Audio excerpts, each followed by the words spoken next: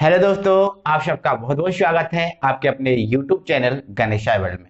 दोस्तों, आपको पता ही है हमारी ऑर्गेनिक केमिस्ट्री की सीरीज स्टार्ट हो गई है ना। तो ऑर्गेनिक केमिस्ट्री की सीरीज में दोस्तों आज की वीडियो हम पढ़ेंगे एल्किल हैलाइड बनाने की विधियां, है ना। हम सीखेंगे कि जो एल्किल हैलाइड है वो कैसे बनता है। ठीक है, तो दोस्तों मैंने पिछली वीडियो में आपको ये बता दिया है। यदि आपने पिछली वीडियो को नहीं देखा है दोस्तों, तो वीडियो के डिस्क्रिप्शन में उनका सभी वीडियो का लिंक दिया है, आप एक एक करके उनको देख लीजिएगा। यदि आप उनको देख लोगे ना तो आज फिर ये पढ़ोगे तो आपको बहुत मजा आएगा, है ना। और दोस्तों, इससे पहले आपने हमारे चैनल को अभी तक सब्सक्राइब नहीं किया है तो प्लीज चैनल को सब्सक्राइब कर लें और बेल आइकन को ऑन कर लें। ठीक है, तो दोस्तों एल्किल हैलाइड, है ना, आपको मैंने बता ही दिया था कि जो एल्किल समूह होता है इस एल्किल समूह को हम आर से व्यक्त करते हैं और जो हैलाइड समूह होता है उसको हम एक्स से व्यक्त करते हैं। तो जब आर और एक्स मिलते हैं तो ये बन जाता है एल्किल हैलाइड। मतलब हम दोस्तों आर एक्स बनाने की विधियां पढ़ रहे हैं। हम ये सीख रहे हैं कि आर एक्स को किस किस तरीके से बनाया जा सकता है। अब आर एक्स में क्या हो सकता है, देखो आर की जगह पे क्या हो सकता है दोस्तों, CH3 हो सकता है और एक्स की जगह पे क्या हो सकता है, Cl हो सकता है ना। अब R की जगह पे हम C2H5 भी ले सकते हैं और R की जगह X की जगह पे हम Cl को ले सकते हैं।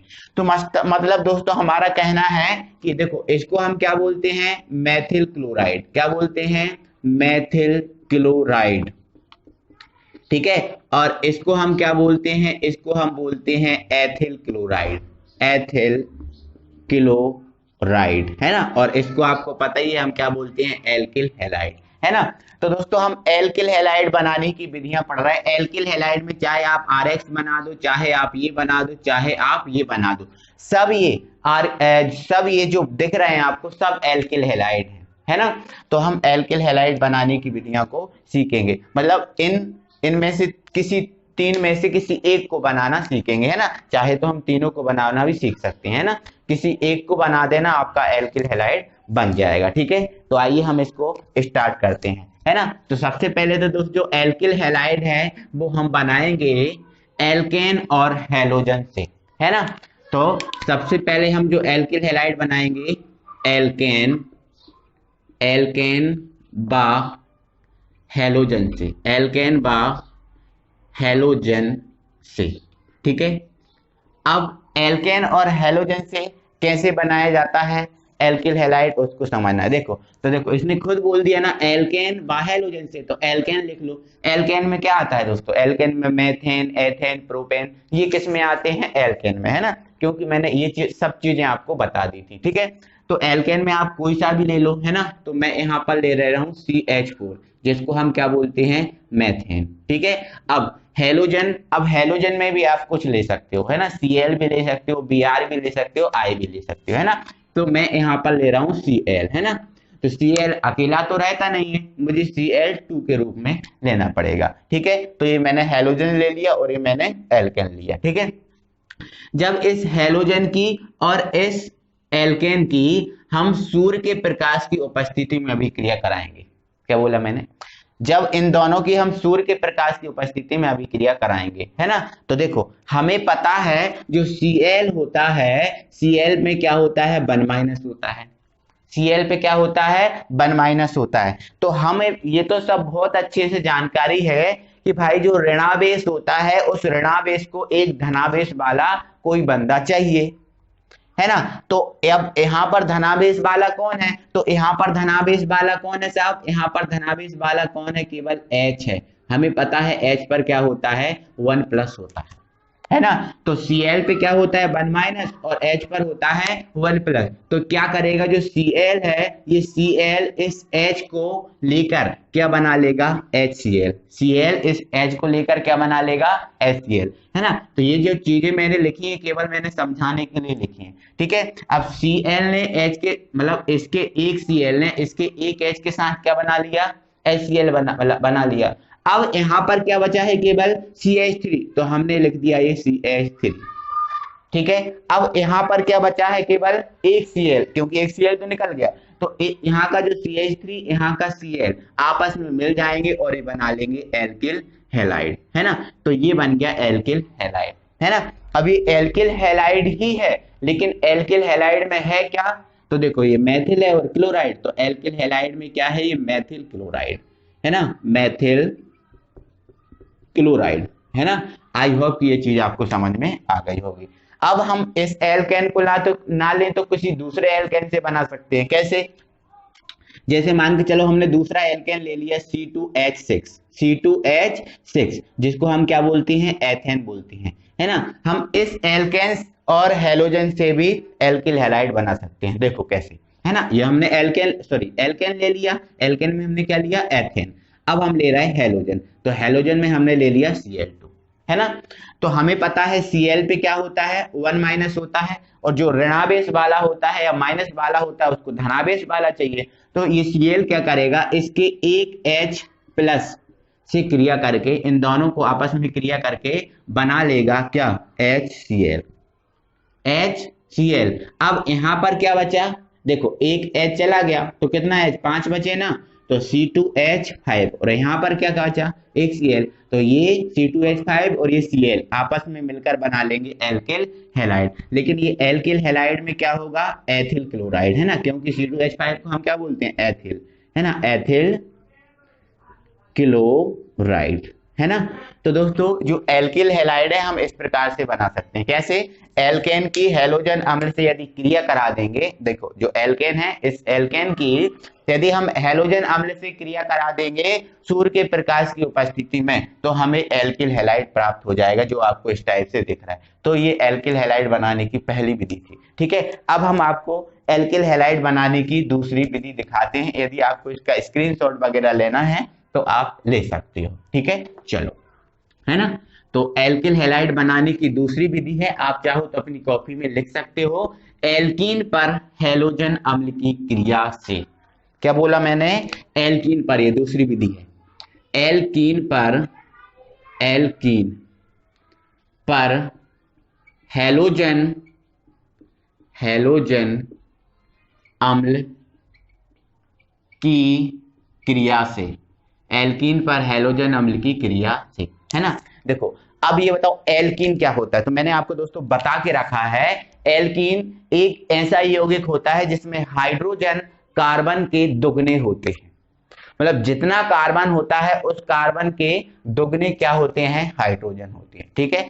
जैसे यदि एक कार्बन है ना, तो एक कार्बन के दुगने कितने हाइड्रोजन, एक कार्बन का दुगना क्या, 2, तो मतलब इसमें हाइड्रोजन क्या होंगे, 2 होंगे, तो इसका नाम क्या है, एल्कीन। अभी लेकिन एल्कीन तो है, लेकिन इसका नाम क्या है, इसका मुख्य नाम क्या है, तो देखो एक को क्या बोलते हैं, एथ, एक को क्या बोलते हैं, एथ, लेकिन ये एल्कीन में है तो मैथ में क्या जोड़ दो, इन, तो इसका नाम क्या है, मैथीन, इसका नाम क्या है, मैथीन, तो ये एल्कीन है। अब और एग्जांपल क्या हो सकते हैं एल्केन के, हमने क्या बोला, हाइड्रोजन दुगने होते हैं कार्बन से, है ना। अब यदि आप 2 कार्बन लोगे तो हाइड्रोजन कितने लेने पड़ेंगे आपको, 4। अब ये भी एल्कीन है, लेकिन इसका नाम क्या है, तो आपको वो पता है कि 2 को क्या बोलते हैं हम, एथ, लेकिन इन लगा देंगे तो क्या बन जाएगा, ये एथीन, तो ये क्या है, एथीन है, ठीक है।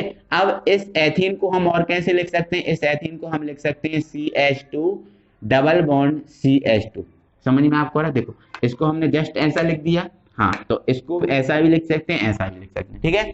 अब इस एल्कीन पे हमें हैलोजन अम्ल की क्रिया कराना है और हमें क्या प्राप्त करना है, एल्किल हैलाइड। तो इसकी कैसे क्रिया करा के हम एल्किल हैलाइड प्राप्त कर सकते हैं उसको समझो, है ना। अब ये हमारा एल्कीन, अब हमें इस पे किसकी क्रिया करानी है, हैलोजन अम्ल। अब ये हैलोजन अम्ल क्या होता है ना, तो दोस्तों हैलोजन अम्ल एक ऐसा अम्ल होता है जिसमें हैलोजन उपस्थित होता है ना। अब हैलोजन किस में उपस्थित होता है, तो हमें पता है हैलोजन इसमें HCl में उपस्थित होता है, ठीक है। तो देखो हैलोजन उपस्थित है, मतलब जो HCl है, इसी HCl को हम बोलते हैं हैलोजन अम्ल, है ना।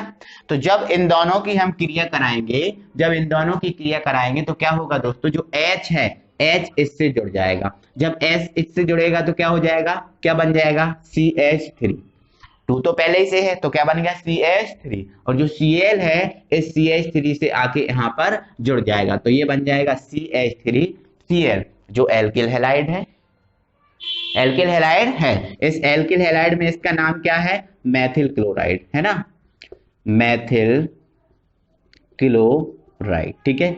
अब ये ऐसे।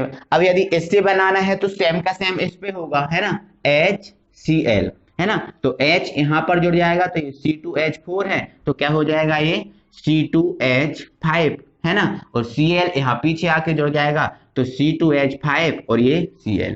अब इसका नाम क्या हो जाएगा, तो इसको हम क्या बोलते हैं, एथिल, और ये क्लोराइड, तो इसका नाम क्या हो जाएगा, एथिल क्लोराइड। ओके। अब दोस्तों एक बात और है, अब यदि मैं C2H4 को ऐसा लिख दूं तो इसमें कैसे बनाएंगे, तो सेम तो है यार, मैंने बता तो दिया, देखो HCl लिखना है ना, तो H आपका यहां जुड़ जाएगा तो ये क्या हो जाएगा CH3, और जो Cl है वो आपका यहां जुड़ जाएगा, है ना। जब H यहां जुड़ेगा तो क्या बन जाएगा, ये CH3, और ये क्या है CH2, और इसके पीछे कौन जुड़ जाएगा Cl, तो ये भी क्या है एथिल क्लोराइड, ये भी क्या है एथिल क्लोराइड, है ना, क्योंकि हमें पता है कि जो C2H5 है ना, इस C2H5 को और हम कैसा लिख सकते हैं, देखो कितने कार्बन है, 2, हाइड्रोजन कितनी है, 5, है ना, क्योंकि आप CH3 को C2H5 को लिख सकते हो CH3 सिंगल बॉन्ड CH2। समझ रहे हो ना। आज के बाद याद रखना, चाहे तो हम C2H5 लिखें, चाहे हम लिखें CH3 CH2, इसका मतलब एथिल ही होता है, इसका मतलब एथिल, इसका मतलब एथिल, है ना। तो यहाँ पर क्या है C2H5, ये भी एथिल क्लोराइड है, यहाँ पर है CH3 CH2, ये भी एथिल क्लोराइड, है ना। तो चाहे तो आप ऐसे बनाओ, चाहे तो आप ऐसे बनाओ, है ना। तो ये एल्कीन पर हैलोजन अम्ल की क्रिया से हम क्या बना सकते हैं, क्या बना सकते हैं, एल्किल हैलाइड, है ना। आई होप ये दोस्तों ये चीजें आपको समझ में आ गई होंगी, है ना। अब हम एल्कोहल पर हैलोजन अम्ल की क्रिया से एल्किल हैलाइड को प्राप्त करेंगे, समझ रहे हो ना। ठीक है, देखो अब एल्कोहल में हम कोई सा भी एल्कोहल ले सकते हैं, मैथिल भी ले सकते हैं, एथिल भी, ठीक है। तो हमने ले लिया CH3OH, ये मैथिल एल्कोहल, क्या है ये, मैथिल एल्कोहल, ठीक है, मैथिल एल्कोहल, है ना। अब इस पर हमें किसकी क्रिया कराना है, हैलोजन अम्ल, हैलोजन अम्ल मतलब HCl, ठीक है। जब हम इस पर हैलोजन अम्ल की क्रिया कराएंगे तो क्या होगा, ये OH है और ये H, है ना, आपस में क्रिया करके क्या बना लेंगे साहब, H2O, क्या बना लेंगे H2O, है ना। अब इधर से क्या बचा CH3, है ना, अब इधर से क्या बचा Cl, तो यो आपका क्या होगा एल्किल हैलाइड, और एल्किल हैलाइड में क्या होगा मैथिल क्लोराइड। तो इस प्रकार से हम एल्कोहल पर हैलोजन अम्ल की क्रिया से भी क्या प्राप्त कर सकते हैं, एल्किल हैलाइड, है ना। आपको यदि मैथिल एल्कोहल नहीं लेना तो आप एथिल एल्कोहल से भी कर सकते हो, ये आपकी चॉइस है ना। आपसे कोई बोलेगा नहीं कि आप एथिल एल्कोहल लो या मैथिल एल्कोहल, है ना। मैं आपको दो दो करके दिखा रहा हूँ सिर्फ आपको समझाने के लिए, ताकि आप सब प्रकार से समझ जाओ, है ना। फिर एग्जाम में आपको जिस प्रकार से आए आप वैसे करना, समझ रहे हो ना, ठीक है ना। तो ये एथिल एल्कोहल ले लिया हमने, है ना, यहाँ पर हमने लिख दिया एथिल एल्कोहल, ठीक है।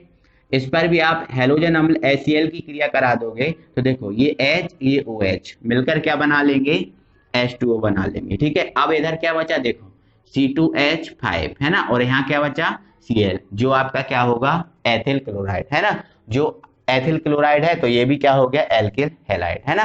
तो दोस्तों इस प्रकार से हम एल्कोहल पर हैलोजन अम्ल की क्रिया करा के एल्किल हैलाइड प्राप्त कर सकते हैं, है ना। अब हम नेक्स्ट देखते हैं, यदि आपको इसका स्क्रीनशॉट लेना हो तो आप अपनी कॉपी में लेकर लिख सकती हो, ठीक है, चलो, है ना, हटा दें इसे, ठीक है। अब हमारी नेक्स्ट रिएक्शन है दोस्तों, और ये हमारी फोर्थ रिएक्शन है, इसमें हम एल्कोहल पर थायोनिल क्लोराइड की क्रिया कराएंगे, ठीक है, किसकी, थायोनिल क्लोराइड, ठीक है। तो ये फोर्थ नंबर है हमारा, ठीक है। एल्कोहल पर थायोनिल क्लोराइड, एल्कोहल पर थायोनिल क्लोराइड की क्रिया से। अब ये थायोनिल क्लोराइड क्या होता है, तो दोस्तों जो थायोनिल क्लोराइड होता है, इस थायोनिल क्लोराइड का फॉर्मूला है SOCl2, है ना। इस थायोनिल क्लोराइड का फॉर्मूला क्या है, SO3l2। यदि हम एल्कोहल पर इस थायोनिल क्लोराइड की क्रिया कराएंगे तब भी हमें एल्किल हैलाइड प्राप्त हो जाएगा, कैसे देखो, है ना। अब एल्कोहल में हमने ले लिया मैथिल एल्कोहल, मैथिल एल्कोहल का फॉर्मूला होता है CH3OH, है ना।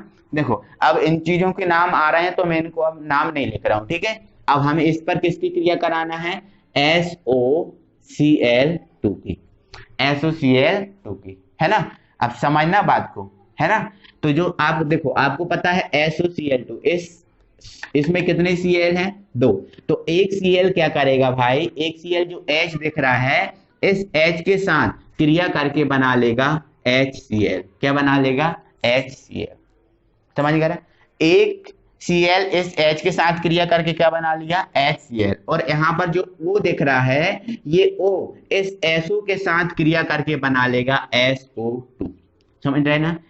H गया, O गया, और यहां से SO गया और एक Cl गया, है ना। देखो, एक Cl H के साथ क्रिया करके बना लिया HCl, ठीक है। अब जो O है, ये O SO के साथ क्रिया करके बना लिया SO2। अब इधर क्या बचा? केवल CH3। क्या बचा? CH3। और इधर क्या बचा? एक Cl तो गया, एक Cl बचा, ठीक है, एक HCl, ठीक है। अब ये क्या बन गया आपका? Alkyl halide. आपको एल्किल हैलाइड ही बनाना था ना, तो ये आपका बन गया एल्किल हैलाइड। और ये कौन सा एल्किल हैलाइड है? मेथिल क्लोराइड, है ना।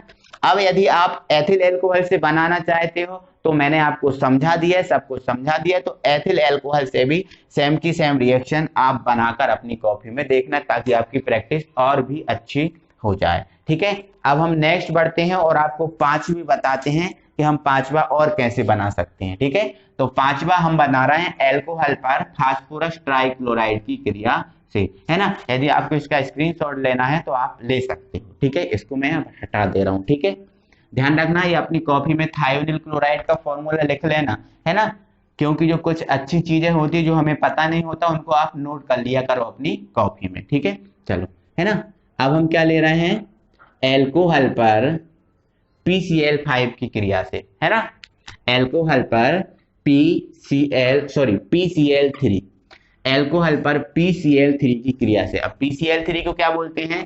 फास्फोरस ट्राइक्लोराइड, है ना। इतना याद रखना, PCl5 को हम क्या बोलते हैं? फास्फोरस ट्राइक्लोराइड, है ना। तो इस एल्कोहल, अब एल्कोहल आप कोई सा भी ले सकते हो, CH3OH, मतलब मैथिल एल्कोहल ले सकते हो, है ना। अब यदि इस मैथिल एल्कोहल पर हम PCl5 की क्रिया करा दें, किसकी? सॉरी, PCl3 की, है ना। जब हम इस एल्कोहल पर PCl3 की क्रिया कराएंगे, किसकी क्रिया कराएंगे? PCl3 की क्रिया कराएंगे, है ना। तो सुनो क्या होगा। अब देखो, हमें जो Cl है, Cl कहाँ जोड़ना है? CH3 के साथ जोड़ना है, तब आपका क्या बनेगा? एल्किल हैलाइड बनेगा, है ना। और एल्किल हैलाइड जब बनता है तो एल्किल हैलाइड का सूत्र क्या होता है? ये होता है CH3Cl। मतलब एक Cl के साथ एक CH3 होता है। एक Cl के साथ कितना Cl3 होता है? सॉरी, एक Cl के साथ कितने CH3 होता है? एक। लेकिन हम यहाँ पर देख रहे हैं हमारे पास कितने Cl हैं? 3 Cl हैं। कितने Cl? जब हम 3 Cl को CH3 के साथ जोड़ेंगे तो हमें CH3 कितने चाहिए होंगे? 3 चाहिए होंगे कि नहीं, है ना। तो आपको क्या करना है मेरे भाई, यहाँ पर आप इसके 3 अणु ले लेना, है ना। अब 3 अणु ले लोगे तो 3 CH3 हो जाएंगे और 3 Cl आपके पास हैं, है ना। तो यहां से आपका ये क्या बन जाएगा? 3CH3Cl। देखो, अब 3 CH3 हो गए और 3 Cl हैं, तो ये बन गया, कोई दिक्कत है? ठीक है। अब हमारे पास क्या बचा? देखो, अब हमारे पास बचा 3O 3H और 1P। 3O 3H और 1P, है ना। जब 3O 3H और 1P जब आपस में यौगिक बनाएंगे तो ये बन जाएगा यौगिक H3PO3, है ना। H3PO3 जिसका नाम है फास्फोरिक अम्ल, जिसका नाम क्या है? फास्फोरिक अम्ल, है ना। तो इस प्रकार से एल्कोहल पर जब PCl3 की क्रिया कराई जाती है तो इस प्रकार से हमें एल्किल हैलाइड प्राप्त होता है ना। तो ये क्या है? एल्किल हैलाइड, है ना। अब आप मैथिल से तो मैंने बना ही दिया है, आप एथिल एल्कोहल से भी ये एल्किल हैलाइड बना सकते हो, है ना। तो ये दोस्तों मैंने आपको 5 विधियों द्वारा एल्किल हैलाइड बनाना बताया है, ठीक है। अब इसके बाद हम एक मोस्ट इंपॉर्टेंट अभिक्रिया को करने वाले हैं, जो है आपकी हुंसडीकरण अभिक्रिया। तो ये है दोस्तों हुंसडीकरण अभिक्रिया। मैंने आपको बता दिया है ये जो रिएक्शन है वो मोस्ट आईएमपी रिएक्शन है ना। अब इसको समझो, है ना। अब इस हुंसडीकरण अभिक्रिया द्वारा हम एल्किल हैलाइड प्राप्त करेंगे, है ना। और इस हुंसडीकरण अभिक्रिया में क्या होता है, कैसे क्या होता है, वो समझो, है ना। तो दोस्तों मैंने आपको जब मैंने फॉर्मूले बता रहा था तब मैंने आपको बताया था बसा अम्ल।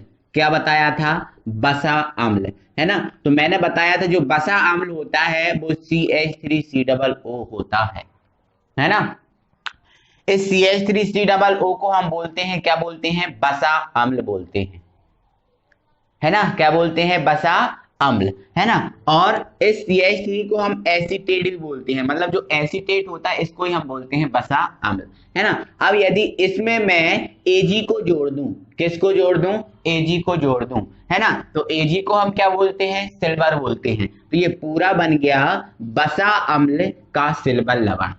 बसा अम्ल का कौन सा लवण बन गया? सिल्वर लवण बन गया, ठीक है। तो दोस्तों जो हुंसडीकरण अभिक्रिया है, उस हुंसडीकरण अभिक्रिया में हम क्या करते हैं? जो बसा अम्ल के सिल्वर लवण होते हैं, मतलब CH3COOAg, है ना, ये होता है बसा अम्ल का सिल्वर लवण, है ना। मैं यहां पर लिख दे रहा हूं बसा अम्ल का सिल्वर लवण, बसा अम्ल का सिल्वर लवण, ठीक है। अब और इसका नाम क्या है? तो देखो इसको हम क्या बोलते हैं? एसीटेट। क्या बोलते हैं? एसीटेट। और इसको हम क्या बोलते हैं? सिल्वर। तो ये क्या हो गया? Silver acetate. तो दूसरा नाम क्या हो गया? सिल्वर एसीटेट, है ना। तो हुंसडीकरण अभिक्रिया में हम क्या करते हैं दोस्तों? जो बसा अम्ल का सिल्वर लवण होता है, इस बसा अम्ल के सिल्वर लवण को हम सबसे पहले कार्बन टेट्राक्लोराइड के विलयन में लेते हैं। बसा अम्ल का जो सिल्वर लवण होता है इसको सबसे पहले हम कार्बन टेट्राक्लोराइड मतलब CCl4 के विलयन में लेते हैं, और कार्बन टेट्राक्लोराइड के विलयन में लेकर हम इसकी अभिक्रिया करा देते हैं क्लोरीन से। किससे क्रिया कराते हैं? क्लोरीन से। तो जब हम बसा अम्ल के सिल्वर लवण को कार्बन टेट्राक्लोराइड के विलयन में लेकर क्लोरीन से अभिक्रिया कराएंगे, है ना, तो जो यहां से जो एक Cl है, इस मतलब Cl2 में जो एक Cl है, एक Cl इस Ag के साथ क्रिया करके बना लेगा AgCl। एक Cl इस Ag के साथ क्रिया करके बना लेगा AgCl, समझ रहे हैं ना। और यहां से जो CO2 है, ये सॉरी यहां से आपको ये दिख रहा है, ये आपस में ही क्रिया करके बना लेगा CO2, ठीक है। तो यहां से CO2 निकल गया, यहां से AgCl निकल गया। अब हमारे पास क्या बचा? एक CH3। क्या बचा? एक CH3। और यहां से क्या बचा? एक Cl, क्योंकि एक Cl तो गया, एक Cl, है ना। तो ये CH3 और ये बना Cl। तो जो आपका होगा एल्किल हैलाइड, और ये एल्किल हैलाइड में क्या होगा? Methyl chloride. मेथिल क्लोराइड, समझ रहे हैं ना, ठीक है। तो हमने क्या किया? बसा अम्ल का जो सिल्वर लवण था इसको हमने कार्बन टेट्राक्लोराइड के विलयन में लिया और क्लोरीन से अभिक्रिया कराई, है ना। तो एक Cl एक Ag के साथ AgCl बना लिया, यहाँ से CO2 निकल गया, अब यहाँ CH3 और यहाँ पर बचा Cl, तो बन गया ये CH3Cl जो आपका मेथिल क्लोराइड है ना। अब इस हुंसडीकरण अभिक्रिया की मैं पूरी थ्योरी आपको बताऊं तो पूरी थ्योरी क्या हो जाएगी? बसा अम्ल के सिल्वर लवण को कार्बन टेट्राक्लोराइड के विलयन में लेकर क्लोरीन के साथ अभिक्रिया करवाने पर मेथिल क्लोराइड बनता है। मेथिल क्लोराइड बनता है। इस अभिक्रिया को हुंसडीकरण अभिक्रिया कहते हैं। ये इसकी थ्योरी है, इसके नीचे आप ये रिएक्शन लिख लेना। मुझे आशा है कि दोस्तों आपको ये सब चीजें समझ में आ गई होंगी, है ना। तो दोस्तों यदि आपको अच्छा लगा है, मजा आया है, तो दोस्तों मैं पूरी वीडियो में आपसे नहीं बोलता कि प्लीज लाइक कीजिए, तो दोस्तों आप प्लीज लाइक करें, है ना। अपने दोस्तों लोगों को भी शेयर कर दे ताकि उनका भी फायदा हो। अगली वीडियो में हम फिर आपसे मिलते हैं, तब तक के लिए थैंक यू वेरी मच।